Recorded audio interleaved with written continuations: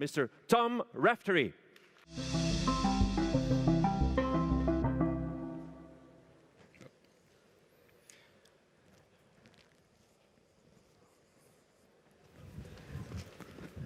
Life is random. Life is capricious. Most days are like any other day, but occasionally a day comes along which turns your world upside down. It can happen 3, 4 times in a lifetime.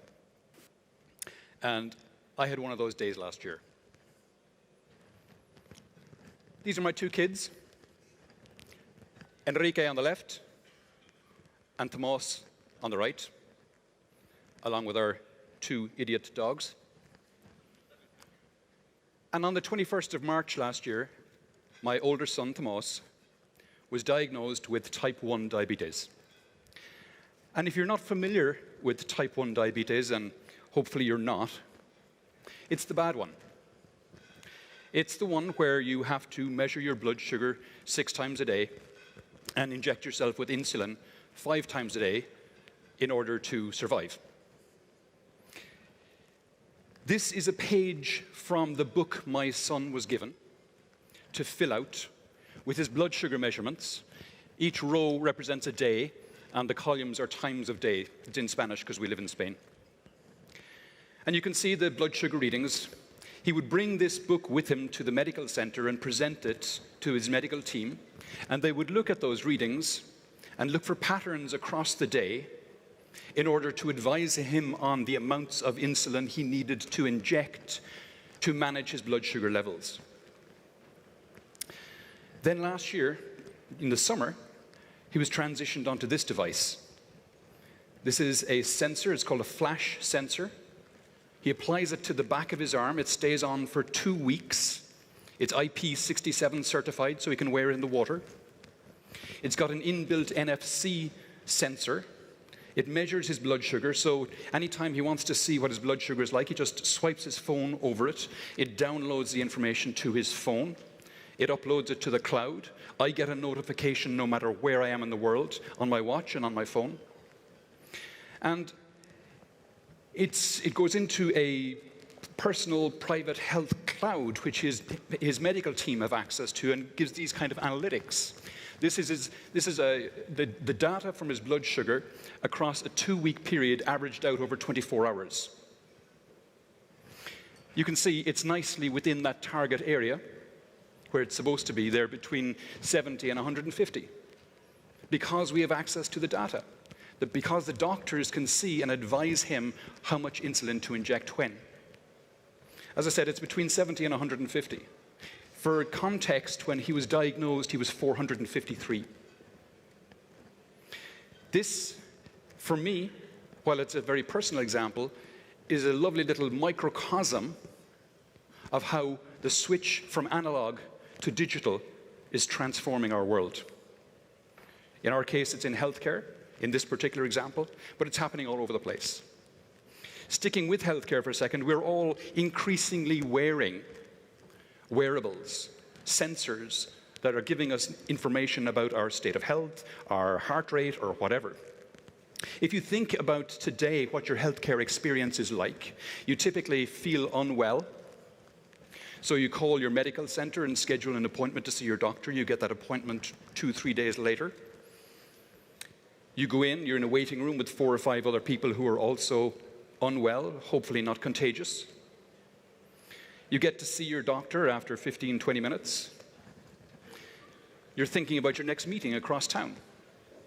Maybe you have to pick up your kids, maybe you have to see a client or meet your boss. And then your doctor takes your heart rate and your pulse and tries to make a diagnosis based on these data, which are, by definition, out of context.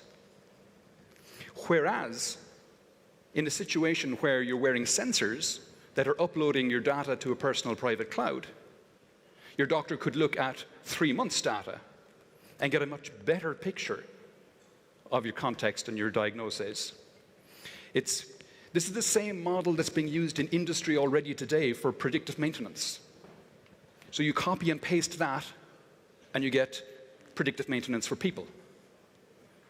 Marketing will not go with that name, I'm sure, but that's where healthcare is going to go. It's going to go to healthcare based on data, not intuition. And the technology companies are seeing this. So we're seeing them all moving into this space. Uber are getting into it. Lyft are getting into it. Apple are getting into it. They're creating a lot of the sensors, and they have a lot of the trust from their users. They've created healthcare clinics in Santa Clara, which initially are for their employees. But you can see they'll expand way beyond that because they attach a huge importance to healthcare. Google are getting into it. They're spending billions of dollars on research into AI. That's their play in this space, AI. Amazon are getting into healthcare. And you know what happens to an industry when Amazon moves into it. They're setting up healthcare clinics with JP Morgan and Berkshire Hathaway. They're calling them Haven. Again, initially for employees, but again, you know what Amazon do. This is a web page of a company called Discovery. They're a South African insurance company. And if you sign up for their Vitality product, you get an Apple Watch. And you get given targets to meet for exercise during the week. And if you meet those targets, you get points and you get credits and you have a leaderboard and you can share those points and credits with friends and family and they can be cashed in for Starbucks and things like that. But I was talking to the guy who leads this project for Discovery, and he told me that because they have the data from customers who are on the product and customers who are not, they have a lovely perfect A/B data set. And they can tell by looking at the data that the people who sign up for the Vitality product get sick less often. When they do get sick, if they have hospital stays, their hospital stays are shorter, and their life expectancy is longer. So it's a beautiful win-win for everyone. And that's not even getting into things like, 3D printing of human organs, which is coming. It's not getting into things like gene therapy, which is already here. Medicine is being massively transformed by innovation today. So is food production. In the food production area today, this is typically how we're producing food. And it's vastly inefficient. There's massive waste of land and water, pesticides, herbicides, etc., energy. This is where we're going with food production. This is indoor vertical farming for plant food production. It uses 95% less water and 99% less land. It's being done in Antarctica already. This is the German station. They have their Eden project in Antarctica, where in their first crop grown without soil, grown without light, well, with artificial light, they produced 3.6 kilos of salads and cucumbers, salad foods and cucumbers and radishes and things like that, and they're moving on to producing 4 to 5 kilos of vegetables a week in Antarctica. And it's not just plant food. Increasingly, we're going to start manufacturing meat as well because we have to feed 9 billion people to 10 billion people in the coming years. So meat is now starting to be produced artificially using plant proteins and using stem cells. This is the Impossible Burger, which was showcased, the Impossible Burger version 2, which was showcased at CES earlier this year. And Impossible Foods have now raised another $300 million to give them a valuation of $2 billion. One of their competitors, Beyond Meat, recently went public. They had an IPO last month where the share price, the starting share price, started at 25. It hit a high of 73 before settling down on 65. This is the amount of investment that's going into the clean meat space and plant-based food. So you can see the curve is going way, way up. It's on the bottom of an S-curve. And we have to do it. We have to do this. Why? Because the amount of land agriculture is stealing from biodiversity is scandalous. It's a sin. The amount of biodiversity we've lost in the last number of decades is enormous, and the population is increasing, so we'll have to feed more people. And this is how we do it. So we can return that land to biodiversity and to reforestation so that we can sequester a lot of that carbon that's in the atmosphere back down into trees. Because to date, there is no better carbon sequestration technology than trees. Lastly, some of the technologies that we're using today to get us there are things like artificial intelligence. And why is artificial intelligence on such a renaissance at the moment? Why is it doing so well? It's been around a long time. But if we look at the amount of compute that's going into AI at the moment, the doubling time for compute in AI is 3.5 months. When you compare that to Moore's Law, which is a doubling time of 18 months, it's incredible. The amount of compute being used in AI has gone up 300,000 times since 2012. This gives us results like this. Google's artificial intelligence now in healthcare is able to detect breast cancer with 99% accuracy. That's far more accurate than any human. And we're seeing AI as well being able to beat lawyers at their game. So consequently, lots of people are concerned. Is AI going to come and take my job? This is a spinning jenny. The spinning jenny was first invented in the UK in the 1750s. And at that time in the UK, there was lots of concern that the spinning jenny was going to come and take the jobs of the spinners and weavers. At the time, there was 7,900 spinners and weavers in the UK. By 1790, 30 years later, that number had grown from 7,900 to 320,000. Why?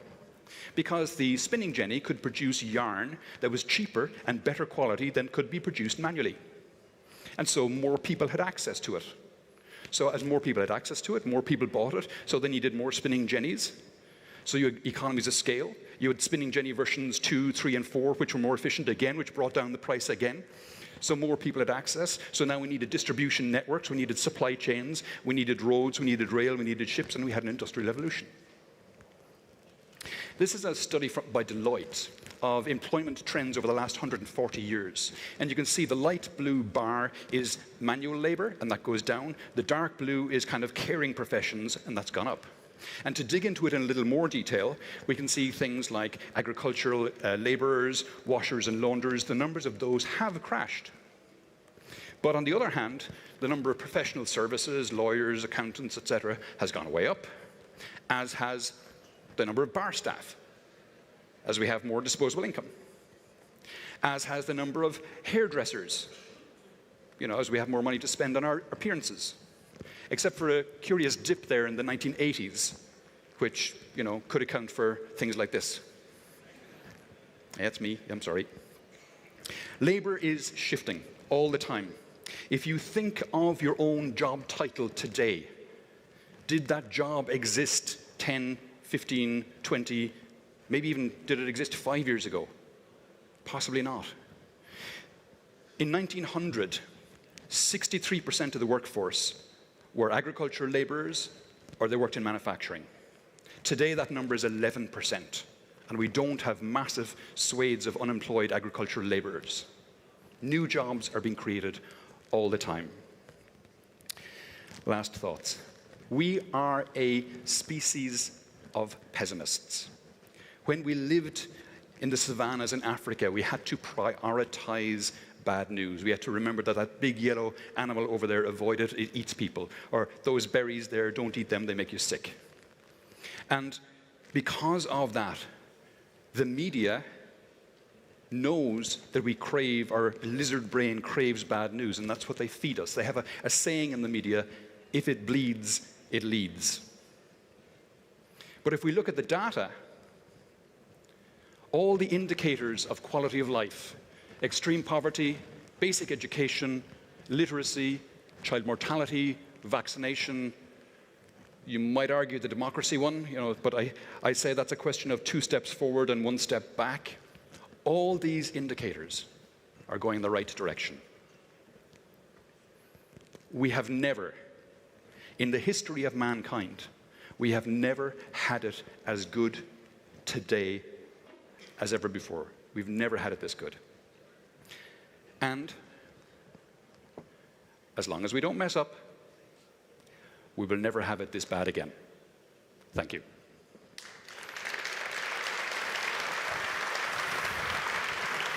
Thank you.